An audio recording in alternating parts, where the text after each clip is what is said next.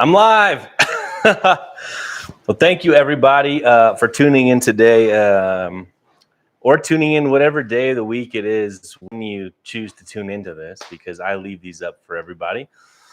I'm following up a live video or a video premiere that I just had. It was a really special premiere to me because in that video, or while I was making that video, I hit 10,000 subscribers. So I wanted to start off today's video by just saying thank you everybody who has chosen to follow me and join me as I try to share all of this information I have with you all, so that you don't have to learn the mistakes, or you don't have to learn from the mistakes you don't have to make the mistakes I've made to learn what I've learned. That's what I'm saying. And a special thanks to Alyssa, also known as Regretless on YouTube. Thank you for encouraging me to make this leap and start putting myself out there on video. Yeah, I'm so excited by what I'm doing here, and I can't imagine not having this going for me. So thank you for everything. Anyway, that said, it looks like I did a good job of actually organizing myself today. So I have not only my fancy camera up, but I've also got a nice little chat display down here so I can see your questions more easily. And on top of that, this guy is having, as usual, these canned margaritas that I just can't say no to them, to be honest with you. Anyway, Mariah, you might be right. I might have had too many marks. Well, it's hard because, I start with Bart, and then I got Alyssa, and then by the time it's my turn, I've already had one, and two of these is enough. So anyway, I'm looking down at the chat way down here. I got Wes in the house, Transcend Experience. Awesome, brother. Thank you for the comments, and can't wait to drive all my tools out to you when we close down the shop. Mariah, too many margs, maybe. And of course, Alyssa. Can't wait to see where I go. Can't wait to see where you go too. She is climbing, by the way. And if you don't follow Alyssa, Regretless is her name on YouTube. You should, because her videos, they're done really well. The cinematography is awesome. But I think one of my favorite things about her videos is that it's a little different than typical vlog style videos, which, to be honest, I have a really hard time watching because I don't like just watching people live their lives. Like I have a life that keeps me plenty busy. And Alyssa, she shares snippets of her life, but she does it in a way that adds depth and talks about, everything that's going on kind of below the surface or above the surface, depending on how you're looking at it. And I love that. That's the stuff that I'm interested in. So, anyway, I think I'm going to get right into it with some questions. And then at a certain point, I want to talk, since, 10,000 subscribers is a milestone. I kind of want to talk about big picture stuff, what's happening, what's coming up for me in the future, both short term and long term. And, share some personal information, I guess. I try to keep things technical on here, but I've realized perhaps some of you would like to know what the heck I'm doing with my life and what's next for me too. So I'll talk about that. The first question I see is, would it be okay to raise a bus 18 inches? Well, yeah, do it, And I think Wes, Transcend Existence, would agree with me. I'm always trying to talk people out of going too high on their roof raises. It is true that, since you're in there and you do a roof raise, it doesn't cost really much more at all to go from, say, a 12-inch raise to a 20-inch raise. But the shorter the bus, the shorter the wheelbase, the less stability you have kind of inherently. And that's kind of my guiding rule on how high you go with the raise. So Alyssa, Regretless's bus, we didn't do the roof raise. We didn't have time, but Wes, Transcend Existence, did. and they did an 8-inch raise, and that's a very short bust. And I think 8 inches is as high as you'd want to go on there, and I think it was perfect for her. On my bus, which is a little longer than hers, I'm doing a 12-inch raise. And then on my business partner, Ben, on his bus, he did a 16-inch raise. You can go more than that. In fact, on the first bus I did a roof raise on, which is my bus, I did a 20-inch raise. And that was fine, especially because my bus already had low ceilings to start with. But I really don't suggest or recommend going higher than 20 inches. And for most folks, I really would encourage you to stay at 16 inches or less. So that to me is much closer to the sweet spot of where you want to be. Raise the roof the least amount you need, because not only are you going to have issues with clearance, but if you're driving, out here in the West, some of these stretches of highway, they get very high winds. And every time there's a big windstorm, the news is filled with images of campers and semis blown over. And I don't think your bus will blow over probably, but you will get blown around. And it's just really exhausting, really hard, and at times unsafe to be constantly battling the wind in your bus. And I know all the builders I know who do roof raises agree with me on this. So 18 inches is great, especially if you have a bigger bus. I'd say if your bus is under 35 feet, I would maybe reconsider. I personally would reconsider already and maybe do 16, but you can do anything, right? Give me one sec. I'm going to scroll up a little bit here. Well, everyone wants to know why I'm closing down. I'm closing down because for the last 8 years, I have done literally nothing but try to run a small brick and mortar business doing manufacturing in a major metropolitan area of the United States. And that is incredibly hard to do, especially when you have a pandemic and rising costs of everything.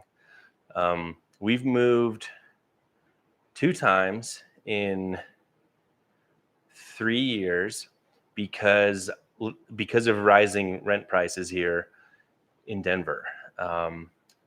I hate moving, and I hate moving a business. It costs you tons of money. It's really hard. It's just really hard. It's more work and harder work than I honestly want to do anymore. And I love helping people, but I also don't love how hard I've had to work to do the projects we've had to do. And, part of what makes it difficult is we do everything from finding the bus all the way to here's the keys, it's ready to live in. That's not a great business model.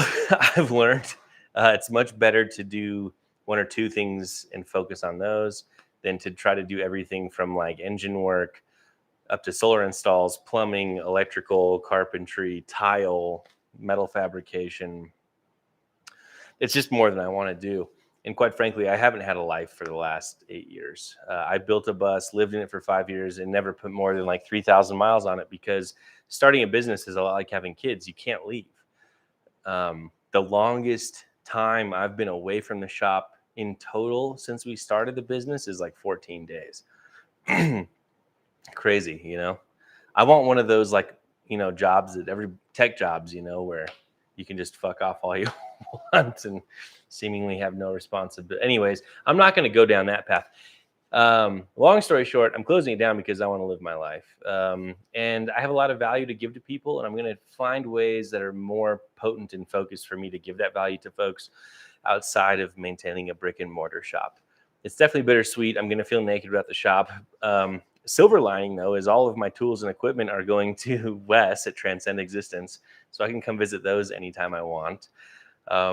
And, I've made some amazing friendships. We've never, the people who work at the shop now, I've been working with for the last 7 years, which is incredible. I'm going to miss them the most, more than the tools and certainly more than the projects. I love those people so much. So yeah, I'm closing down. It's time. I need to make more money. My salary's been $50,000 a year for the last 8 years.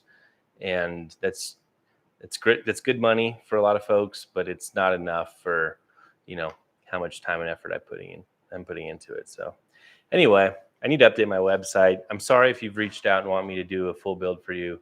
We're not doing them anymore.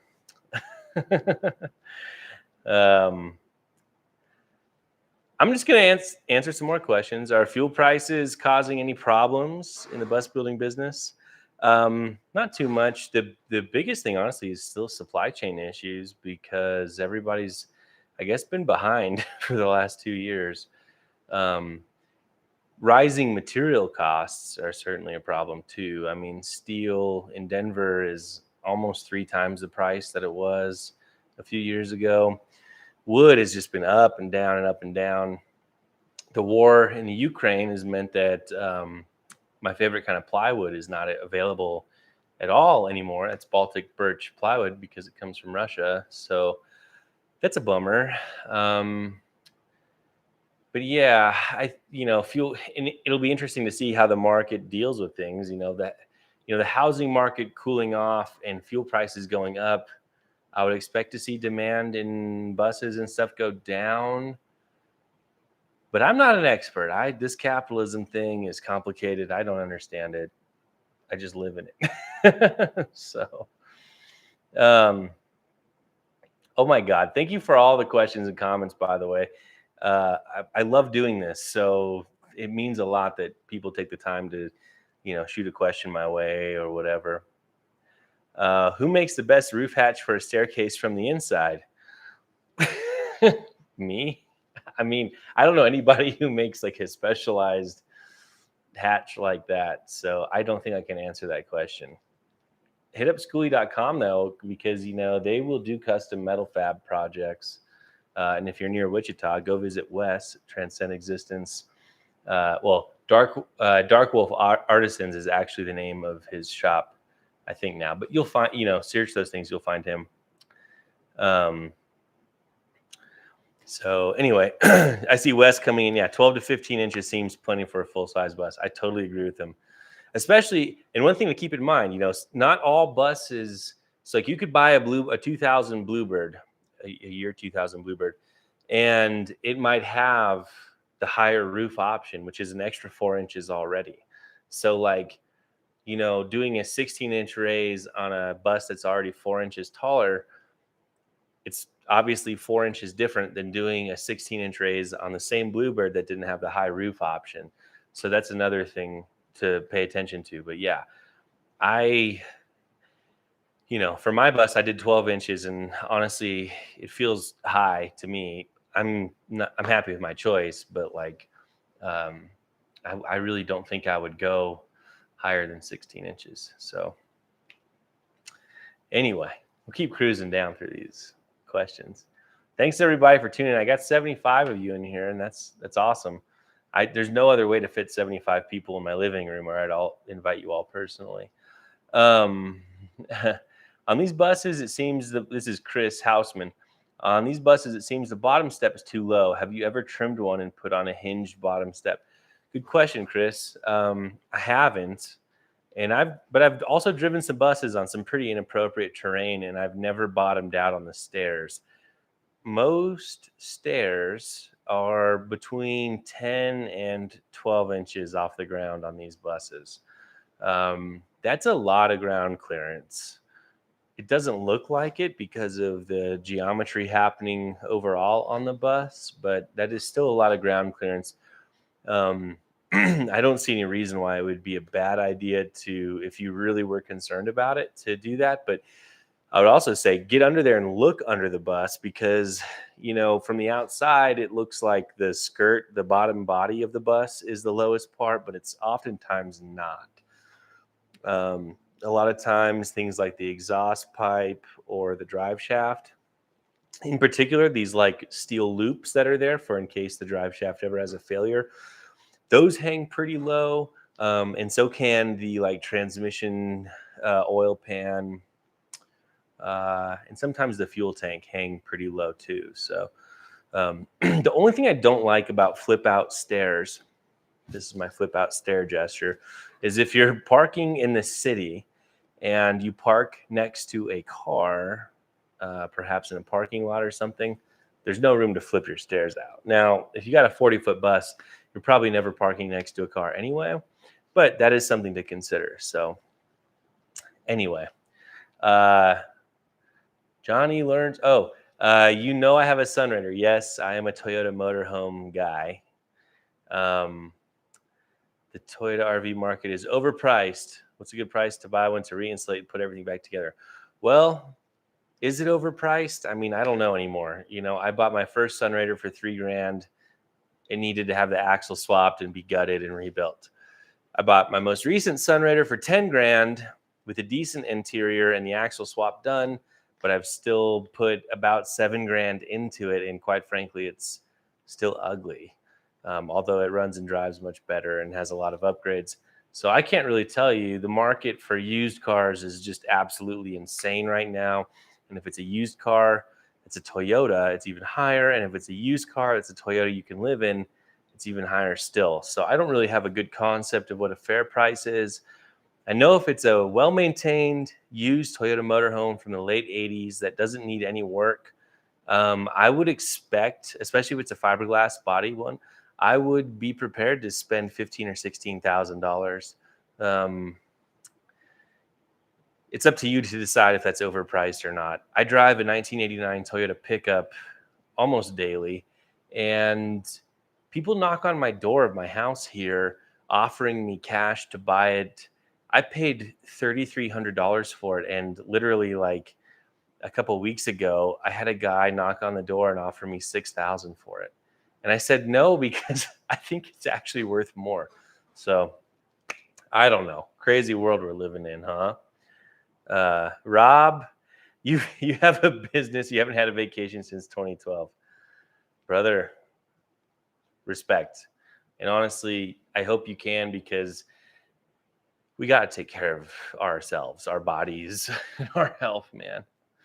And diesel prices, yeah, Rockford, they're insane. Is there a reason not to put glass in the bottom of the door, also just to be more like a bus door?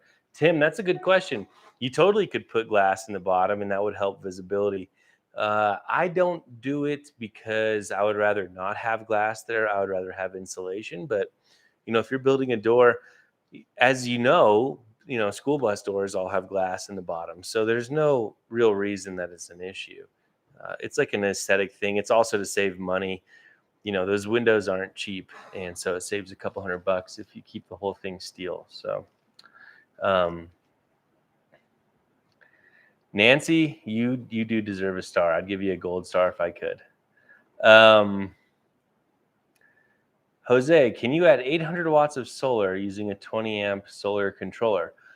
Well, Jose, that's going to depend on the voltage of your battery bank, because the amp rating on a charge controller is referring to how much amperage it can put out, which means it's going to be at the voltage of the battery bank. Ohm's law, or whatever, some electrical person came up with the equation amps times volts equals watts. So if you got 800 watts of solar that you're trying to shove into a 12-volt battery, that's like coming up on 40 amps of power. So that's not going to work. If the battery is 24 volts, so double the voltage, that means the amperage would be half. So you're definitely, getting closer still. Not quite there. I think you would need to have a 48-volt battery bank if you want to try to shove 800 watts into a 12-volt battery. But since you didn't tell me, I don't know. And that's why one of my videos will be an entire video that's just a soapbox moment describing how stupid and obnoxious amp hours and amps used as a way for sizing solar systems is. It drives me up the goddamn wall because I can't stand it. It's like a holdover from who fucking knows, and it drives me crazy. Let's talk kilowatt hours, meaningful units that don't need conversions. I feel better now having vented that. Could you do roof raises from the road? That part of the build requires more specialized knowledge. Yes, part of my plan, moving forward is to do roof raises and work on the road. However, with fuel prices as high as they are, And the fact that the house I'm sitting in is not done being renovated, I'm in even less of a rush to get on the road and help people. But that is certainly something I would love to offer. So, yeah, why are there only 24 likes, huh?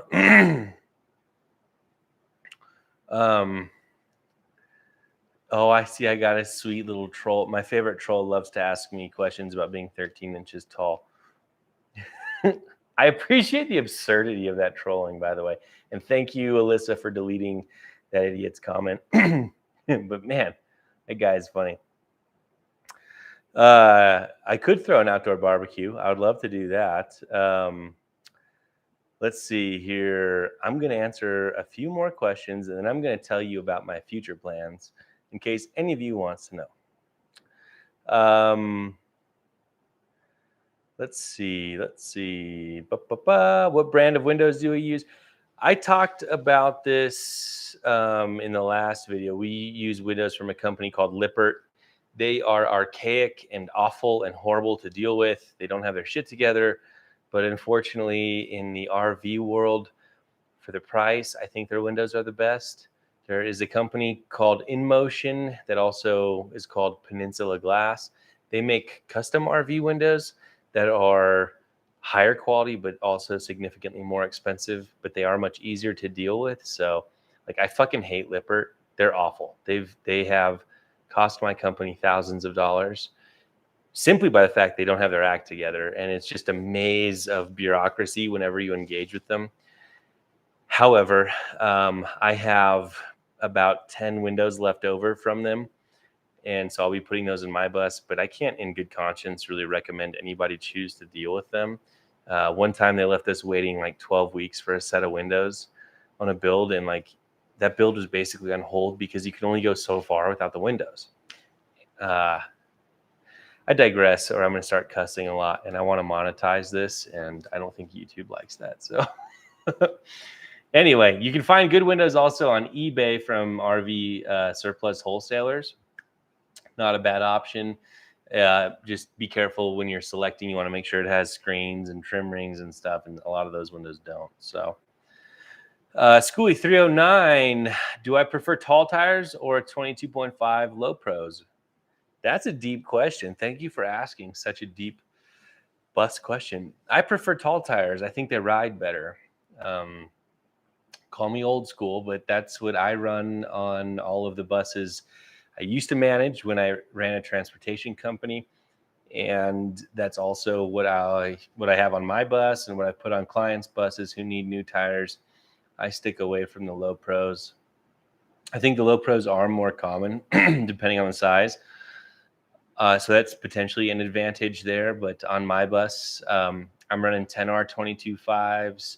On this Crown bus that we just finished, it has 12R 22.5s. And on most other school buses that aren't small like mine, we'll run 11R 22.5s. And if I ever need to replace the tires on my bus, I'll run 11R 22.5s on there. So yeah, for what that's worth. But I like the tall tires. I think they ride better. Buses already ride like shit. So anything I can do to make it better, you know. Chris, Houseman, you got a Toyota Previa. Man, those fucking rule, man. I'd love to have one of those. Do we add skid plates to buses that aren't going to strictly on pavement and campgrounds? We do. Well, have we? I have a memory of adding a skid plate to something, but I don't know what it was. But in general, no, we don't need to. Yeah, people want to buy your 86 your 86 Toyota. Yeah. Although I'm going to tell you right now, it's not a Tacoma. Not to be like that guy who's a dick, but in 86, it was just called a pickup. But anyways. Okay, so now I'm down to Regretless comment. What's going to happen after we close? So after we close, I'll tell you what I'm doing, and I would love to have your support. Ben and I, who is my main business partner, Ty, our fabricator, is moving to Massachusetts at the end of this month.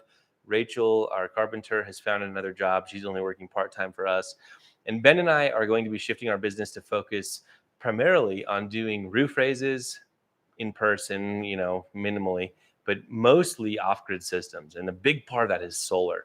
Solar, solar, solar. So we will help you design the system. We will put together a kit for you, and we will get you the components. And often we can save you anywhere from $200 to $400 on your setup. We're a dealer for Victron.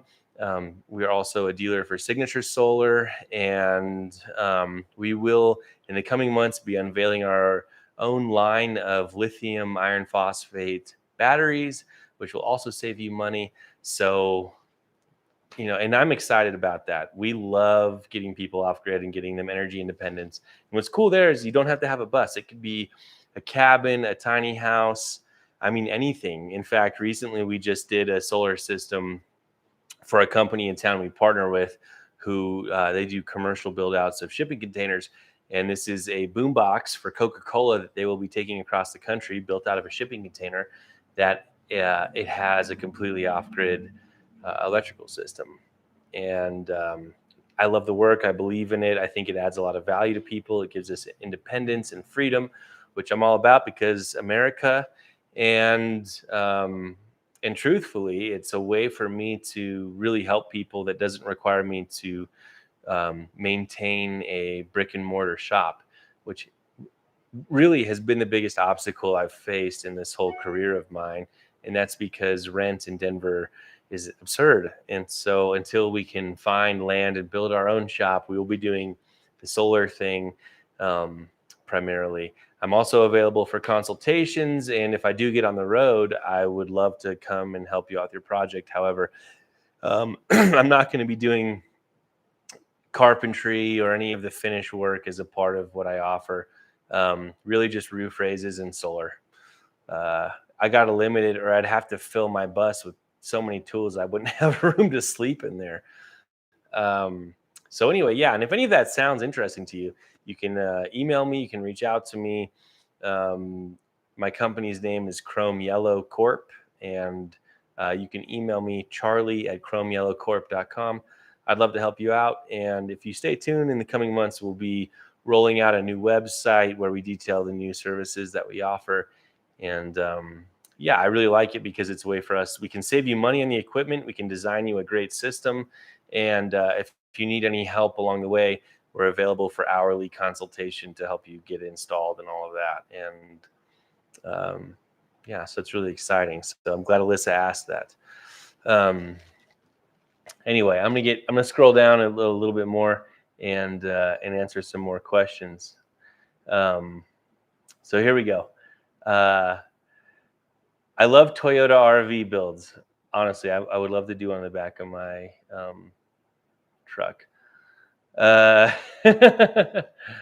Rob, I will be available for paid consults after we close the shop.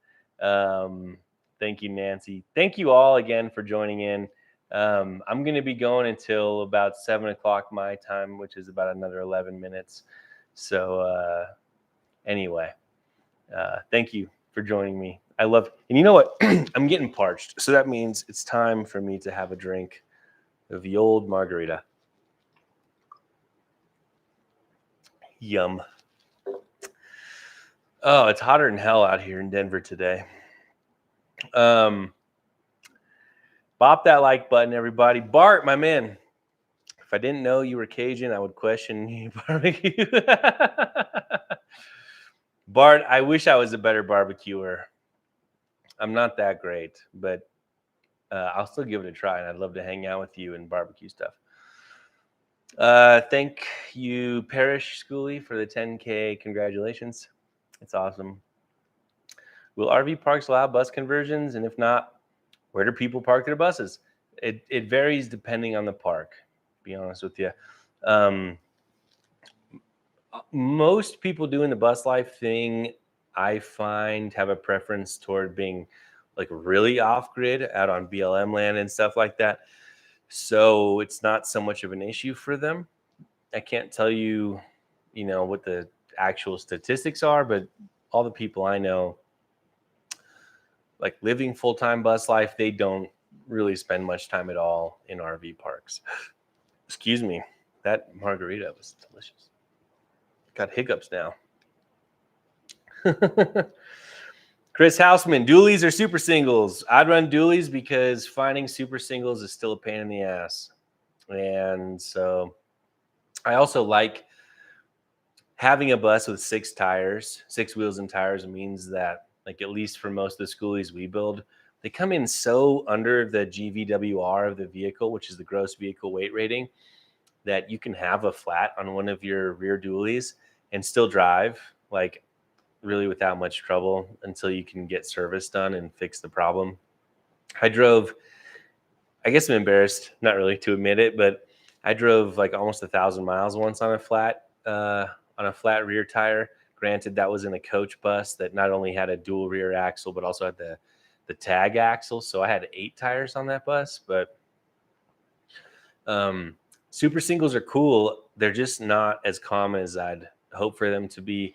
And the other cool thing about running, all the same size wheels and tires is that if you ever had a blowout on the front, you could theoretically put a back wheel on the front, to get to where you're going. And I kind of, well, I've never had to do that, and I've driven so many thousands of miles in buses. It's the part of me that wants to be prepared for everything likes having that option. So, but yeah, you can always park at Walmart. How high of a bus roof would you buy without a raise for minimum insulation? Well, the highest I could find, of course. I think the highest I've seen is 78 inches, which is 6'6". That's where I would start. I mean, if you're going to be living in it full time, 4 seasons, you're going to want at least 2 inches in the floor. That's what we did in Alyssa's bus. You can always add more, but that would be my minimum probably. So, Brian family, want to come to Indiana and do a roof raise? Hell yeah. Let's do this. Feel free to send me an email, Charlie, CHARLIE, at chromeyellowcorp.com, and let's work out the details. April, thank you. Richard. Yeah, buddy. So I've been consulting with Richard, mostly just shooting the shit and comparing notes because he wants to do a bus that's all electric, including an incinerating toilet. So he's going to have a really beefy electrical system. And we've been comparing prices and options between different brands and kinds of equipment. So that is something, that I offer if you do hire me for consultation. I'm happy to talk about your specific needs and come up with a system that works for you, that doesn't, cost. It's really easy to throw money at problems. But, my hope is that you throw a little money at me and you don't have to I can save you money. You don't have to throw so much money at your problems. So anyway, thanks for being here, Richard. We also talked on the phone for like an hour and a half. It was pretty cool. Land is cheap in Arkansas. Don't tell my business partner, Ben. That's where he's from. He wants to move there so bad.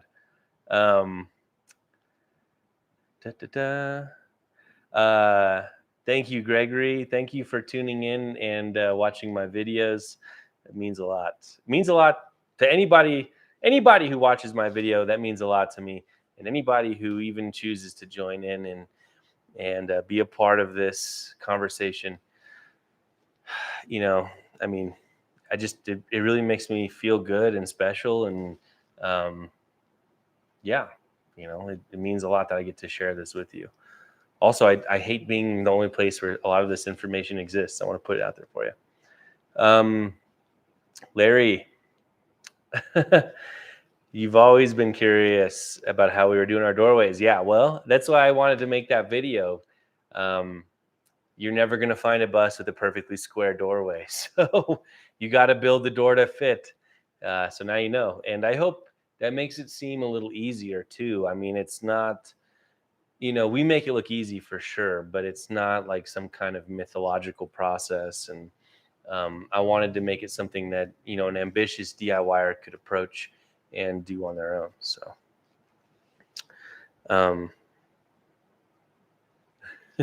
Bart, heard you say we can save you money. That's funny. Read Bart's comment if you want to laugh. Here we go. Hairs repairs.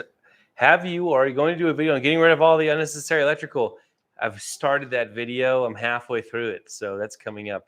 And that is one of the most sought after services we offer is what we call the electrical detox, because these buses come with, I mean, literally hundreds of feet of extra wire in them that is needed if you're a school bus, but really gets in the way of your build, can cause problems, or makes diagnosing other electrical issues very difficult when that wire is left in your bus.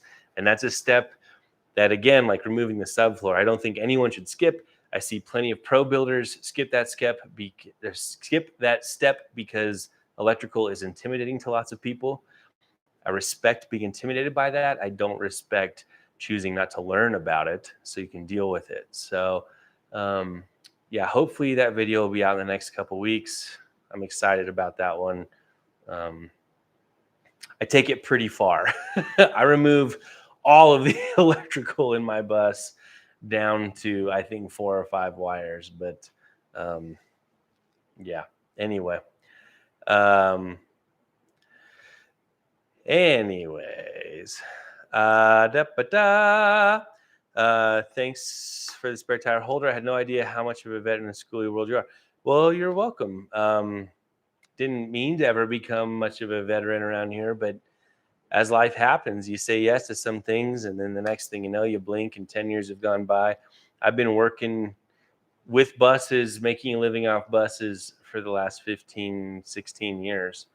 So I've learned a lot of stuff about them. Connie, do I miss crawfish boils as much as you do? Well, I don't, because I didn't grow up in Louisiana. That's just where my biological father, who hasn't been a part of my life, that's where he's from. So it's really just in my blood, you know.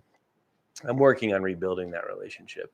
But I love the people. I love the food. I obviously feel a natural connection to them. And this spring, I got to attend my first Jazz Fest in New Orleans. And I just love that city, and I love the people, and the food is mind-blowing. And what's really cool about my house here, 2 blocks down the street, is actually a New Orleans-style restaurant and bar. So I might have a po' boy after this live chat. That sounds pretty good.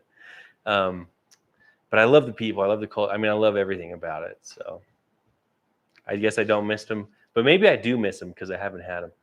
So,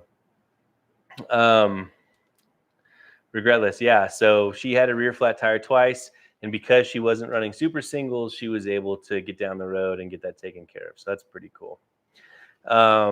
Chris Hausman, electric incinerator toilets. Yeah, they're cool.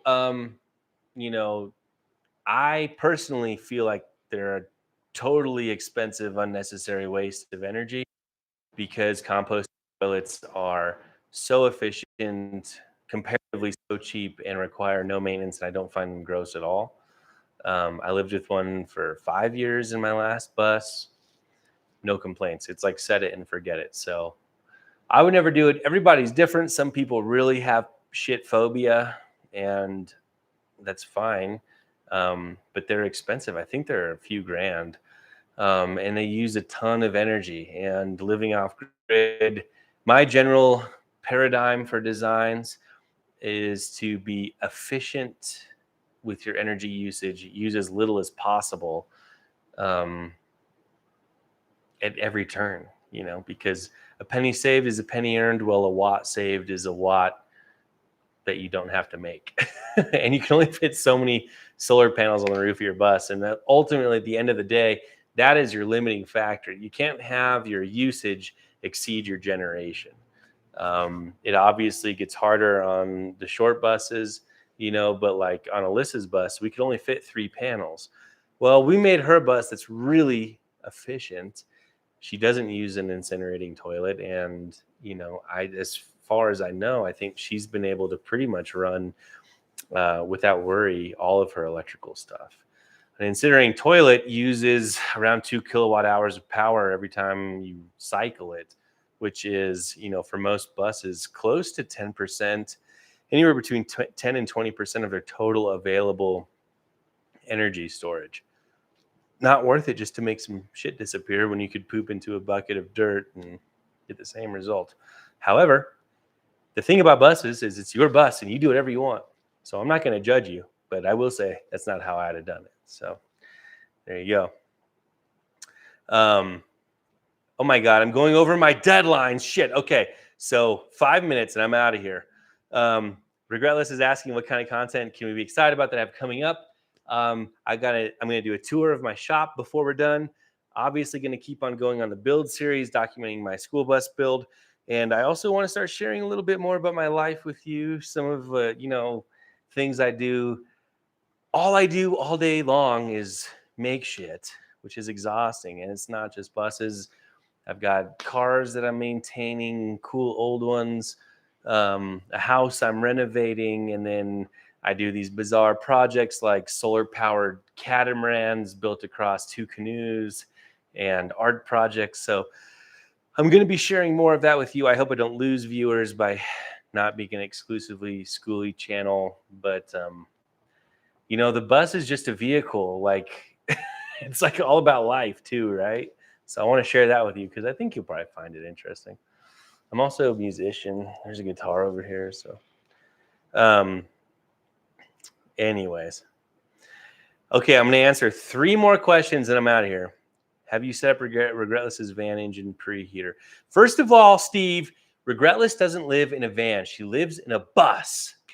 Sick and tired of people calling buses vans. That is a fucking insult. I'm not kidding. I'm just giving you a hard time. Her engine preheater. So she's got, she does have a block heater, but she's never had to use it, which is incredible. So we didn't really set up anything there. If she needed to, she could, though, use her extension cord to run a block preheater off of her off-grid electrical system. And that would definitely help her in any condition. But like if you watch some of her videos, she actually camps well below 0 degrees and gets that bus to start. I think it was like -5 or something when she started it. So I don't know a YouTuber personally called Rich Rebuilds, but I do follow him. He's interesting. Okay, 2 more questions. Have I heard of the Mr. Cool DIY mini splits, and would those be good for a bus? I have. I think they'd be fine. I don't know anything that makes them more DIY than stuff from Pioneer. My advice for buying a mini split is to get the highest efficiency one that you can find, and efficiency is denoted by their SEER rating. That's SEER. Pioneer's top of the line model is like 21.5 now, so I'd start there. Don't settle for less. Go for there. So there we go. Cool. Okay, one more question. How much for a consultation? We come to the bus. It was close to Denver. DESP.